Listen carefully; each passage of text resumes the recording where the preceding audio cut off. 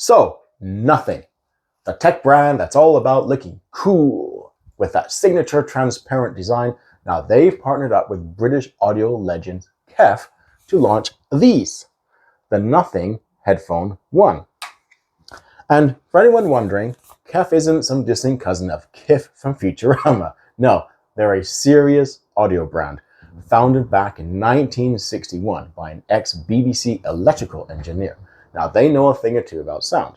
So, designed by Nothing, tuned by Kef, and priced at £299, they are Nothing's most expensive audio product yet. Which begs the question, if you drop that kind of cash on these, are you going to regret it, or are you going to be flexing these everywhere you go? Compared to the usual Nothing earbuds, this box is huge. I mean, it's massive. This is the biggest Nothing package to date. Now I've got this nice close-up of the earpiece, the cup here, and I've got the black version. So you got the black headphones with this kind of like this white box around it, which is quite nice. But in a nice touch, if you get the white headphones, then it's actually opposite. So you get white headphones with a black box. Inside the box, we've got another box. Now this one feels much more premium. It's a thicker, more durable cardboard, and it's got this cool embossed image of the headphones on the lid. We take that off and voila, there they are. Okay, tucked away in their protective case. Now underneath, there's a smaller box which contains the accessories. You get a 3.5mm audio cable, a USB-C to USB-C cable, and a quick start guide that, let's face it, nobody ever reads those. Okay, let's talk about this case. Look, I am glad it comes with one, honestly, but I gotta tell you, it's kind of bland. I mean, for a company that lives and dies by its design, the case just feels a bit boring. Instead of a traditional metal zipper, you get this kind of rubber pull tab with the Nothing logo printed on it. It's a little touch, but at least it feels on brand. The more interesting part are these little depressions in the shell. On the top, there's like a circular dimple, and it gives me a kind of subtle callback to the ear case, which doubled as a fidget spinner. And on the bottom, you've got a recessed rectangle. They actually help you figure out which side is up when you're opening the case. But guys, this zipper, I mean, it feels like it just takes ages and eternity to open and close. And if you're in a rush, like say, standing in the aisle of an airplane and trying to get your headphones out, it's just awkward. Let's crack it open. Inside, it's very functional. There's a molded area for the headphones, and it holds them securely enough. It's fine. But here's the weird part, right? The orientation is backwards to me. Like when you pull them out, I instinctively want to grab the left ear cup with my left hand and the right with my right and just kind of, stick them on my head. But when you pull them out, the left ear cup is actually sitting on the right side of the case and vice versa. So every time you have to sort of flip them around in this little dance before putting them on your head. It's not the end of the world, I know, but it just feels a bit unintuitive. The lid, and you'll see a little storage pocket for your cables. That's a nice little touch. It's cool. It sounds handy, right? But I find it way too shallow. And it does have some elastic to hold things in place, but it's not nearly enough. Like you wrap your cables neatly, tuck them in, close the case, and they're gonna slip out anyway. Picture this. You're on that airplane, you finally get to zipper open the case, swing it open, and surprise, your cables have come loose, they unwrapped themselves, and now it's a bird's nest of wires hanging out in the aisle, and it's just all over the place. It's not exactly a premium experience. Speaking of the cables themselves, they're fine, they're cables. Nothing exciting here. They're just plain white cables in a sort of rubber or PVC material. They're the same you get with like your phone or any other kind of product these days. But they're going to get dirty, and with the black headphones, they just don't really match. Like I really wish they'd included maybe a black cable for the black headphones and kept the white for the white headphones. Or even better, perhaps some nice braided ones. Nothing has become the Marmite of the tech world. You either love them or you hate them.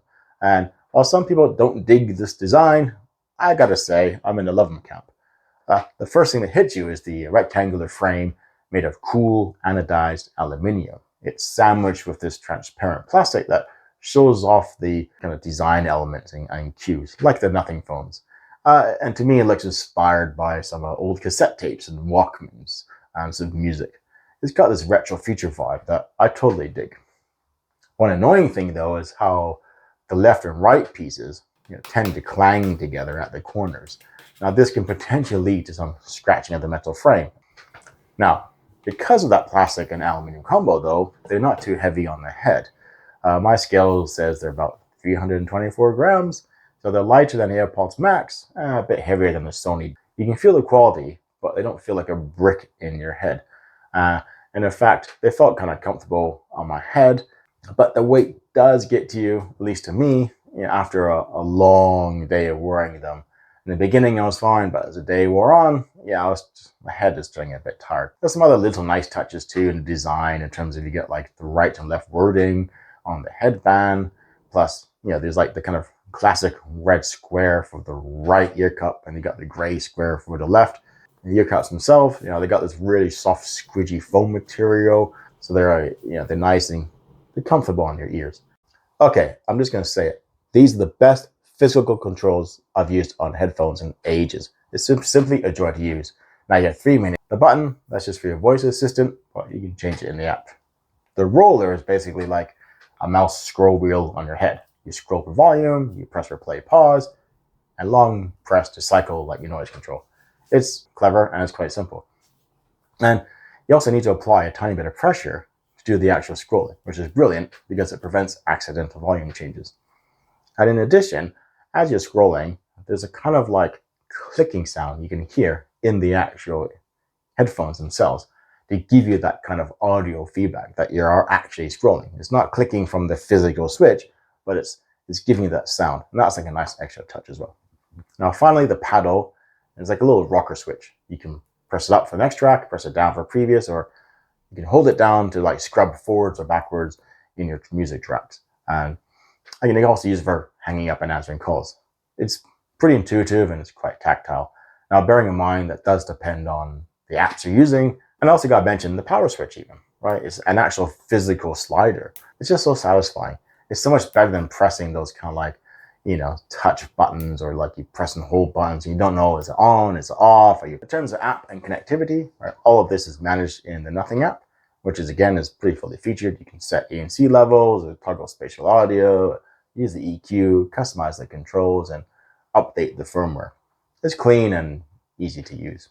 Connectivity wise, it's all standard stuff. You got Bluetooth 5.3, you got the 3.5mm jack, and the USB-C port, which can be used for charging and digital audio. It supports dual connection and it works flawlessly, because the most important thing of buying your headphones is obviously the sound. To my ears, they sounded really nice and balanced.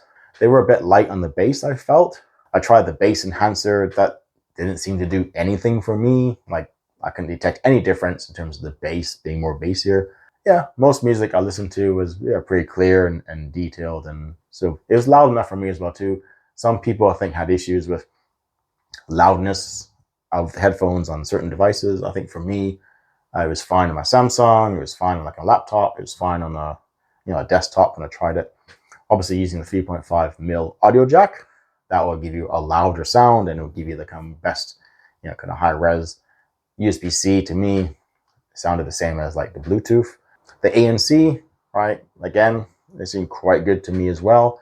When out walking on a windy day, or use it on an airplane, use it on a train commuting, and for most of that, it blocked out quite a lot of sound that I can actually enjoy the music, and was quite good.